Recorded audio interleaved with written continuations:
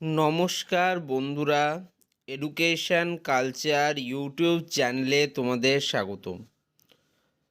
তো যাই হোক, কিছু পারিবারিক কারণে আমি কিছুদিন কিন্তু ইউটিউব থেকে বিরতি নিয়েছিলাম এবং তোমাদের কিন্তু রেগুলার ভিডিও দিতে পারিনি। তবে এবার কিন্তু তোমাদের রেগুলার ভিডিও আসবে আজ থেকেই। তো দেখো, তোমরা অলরেডি জেনে ফেলেছো যে কাল অর্থাৎ 6 মার্চ 6 মার্চ 2025 তোমাদের যে ডিপ্লোমা থার্ড এবং ফিফথ সেমিস্টার রেজাল্ট পাবলিশ হয়ে গেছে। এবার এই যে তোমাদের ডিপ্লোমা থার্ড এবং ফিফথ সেমিস্টার রেজাল্ট পাবলিশ হলো, তো এর আগে তোমাদের রেজাল্ট কবে পাবলিশ হবে সেই রিলেটেড কিন্তু আমি ভিডিও দিয়েছিলাম এবং প্রায় প্রত্যেকটা ভিডিওতেই আমি তোমাদের জানিয়েছিলাম যে মার্চের প্রথম 10 তারিখের মধ্যে এবং বেসিক্যালি মার্চের প্রথম সপ্তাহের মধ্যেই তোমাদের রেজাল্ট বেরোবার সম্ভাবনা সর্বাধিক, এবং সেটাই কিন্তু হলো। এবং তোমাদের রেজাল্ট পাবলিশ হলো 6 মার্চ 2025, তার মানে প্রথম সপ্তাহের মধ্যে। অর্থাৎ আমি তাহলে যে তথ্যগুলো তোমাদের দিই সেগুলো খুব একটা ভুল তথ্য কিছু দিই না। ঠিক আছে, তোমরা অনেকেই আমাকে অনেক ভুলভাল কমেন্ট করেছিলে যে তুমি না জেনে ভিডিও বানাও, কিছু তোমার ভিডিওর কোনো ভিত্তি নেই। তাহলে তোমরা আশা করি এর উত্তরগুলো পেয়ে গেছো। তবে আজকে আমি এই বিষয়টা নিয়ে কথা বলবো না, আজকের আমার বিষয়টা একটু আলাদা।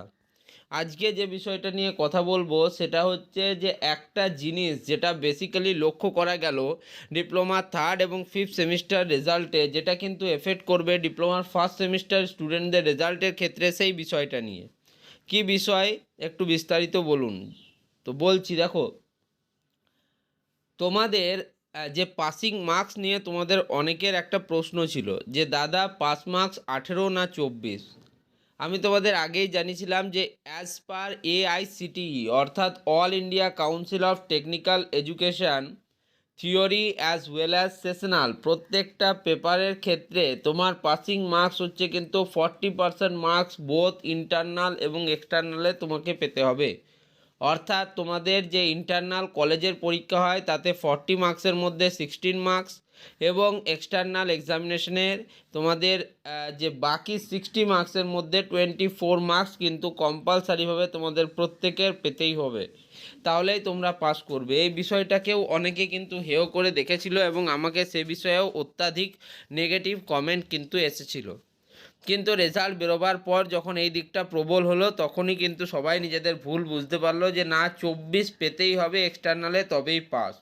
তো এই রেজাল্টেও এমনটাই কিন্তু দেখা গেল। যে সমস্ত স্টুডেন্টরা তাদের বাস্তবিক অভিজ্ঞতাতে বলছে যে তারা 18 বা 19 মার্কসের ভালো অ্যান্সার করে এসেছিলো, তারা কিন্তু কেউ পাস করতে পারেনি, তাদের প্রত্যেকের ব্যাক বা সাপ্লি এসেছে।